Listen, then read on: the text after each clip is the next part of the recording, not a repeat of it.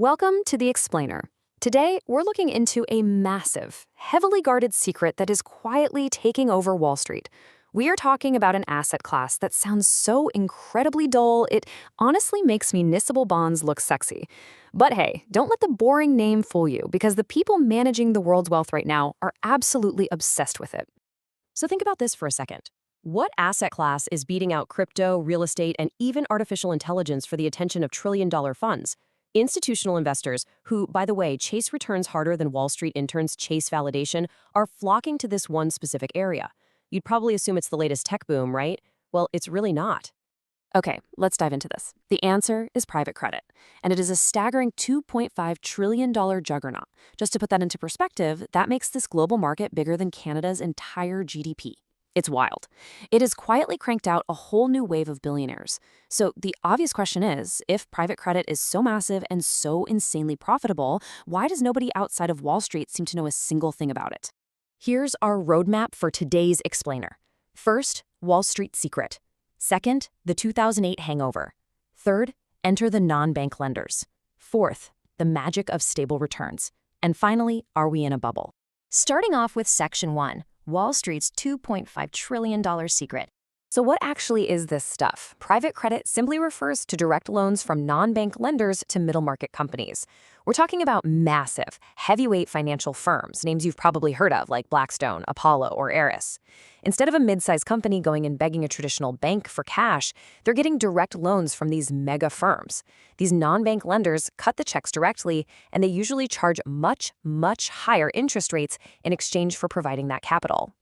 Think of it kind of like this. It's exactly like using Venmo, but instead of sending your buddy $20 for pizza, a massive investment firm is wiring $200 million directly to a mid-market oil refinery so it can upgrade its equipment or, acquire a competitor without going bankrupt.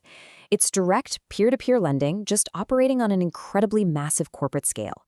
There are no middlemen, no waiting around for some stuffy bank committee to meet, just one giant financial institution wiring cash to a business that needs it right away.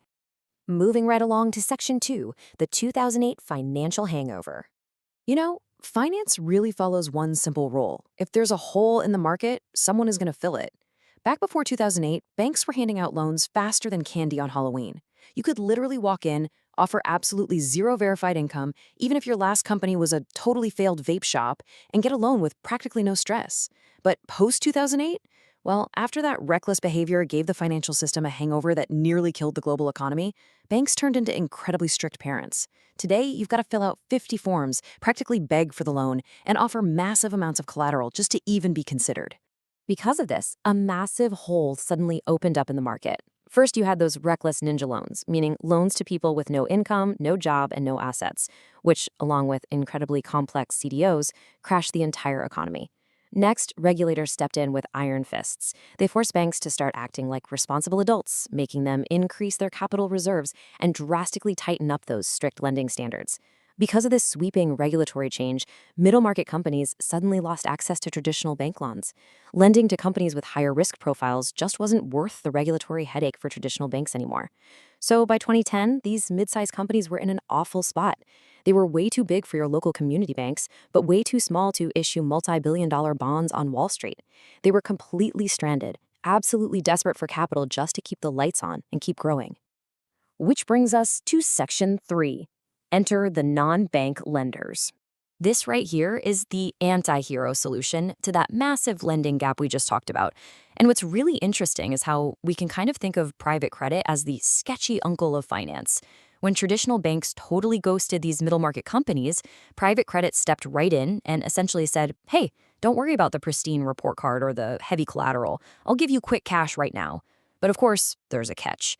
You pay a massive premium, around 10% interest plus hefty origination fees, all just for the absolute convenience of skipping the traditional bank's strict rules.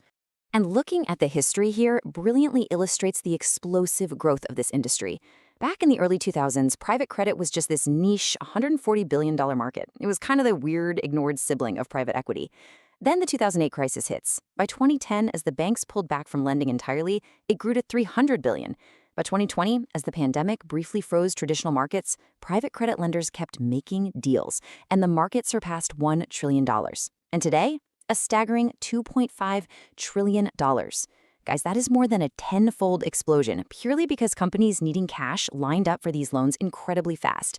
It successfully evolved from a quiet little corner into Wall Street's absolute favorite money machine.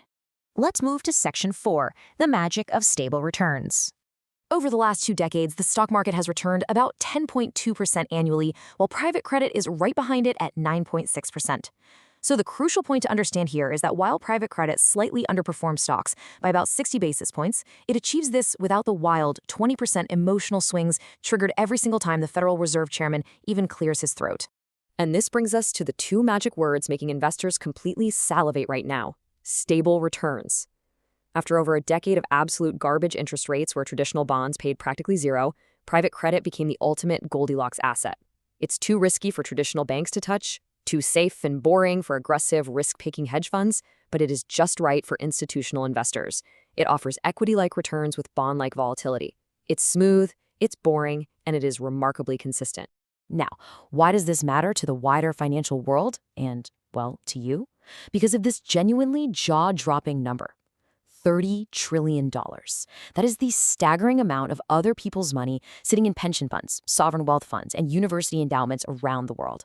The people managing that $30 trillion are actively, desperately seeking this exact type of safe haven parking spot. They need high yields to pay out retirees and fund student scholarships, but they absolutely cannot afford the daily heart attacks of the public stock market. Which leads us into our final section, number 5. Are we in a bubble? Okay. Let's pull back the curtain a bit here. While this all sounds like the absolute perfect investment, there are massive cracks hiding under the surface. First off, there is no centralized exchange. Second, zero liquidity. If you buy in, you are locked in for years. Third, no public price quotes. And fourth, the companies actually borrowing the money are highly, highly leveraged. Because there are no public quotes, nobody actually knows what these loans are truly worth until a company suddenly stops paying. It's essentially a giant mark-to-myth guessing game, completely hidden away from the public eye. There's a saying going around the finance world right now. The whole private credit industry is run on one assumption: borrowers will keep paying. And that's really the magic trick here. Investors will happily ignore the growing lack of liquidity and all that hidden leverage just to get the reliable 8 to 10% a year. They are leaning entirely on the fact that, for the last decade, borrowers simply haven't defaulted en masse yet. As long as those hefty interest payments keep rolling in every single quarter, nobody is asking any difficult questions. Which leaves us with the ultimate $2.5 trillion question. Is this Wall Street's hottest new industry, or is it just the latest bubble wearing a different colored suit? Honestly, nobody truly knows the depth of the risk yet, and only time will tell. But for now, the money just keeps flowing, Wall Street gets richer, and everyone is pretending the music is never going to stop. I hope this explainer gave you a really clear picture of the massive secret world of private credit. I'll leave you to ponder that final thought. Until next time.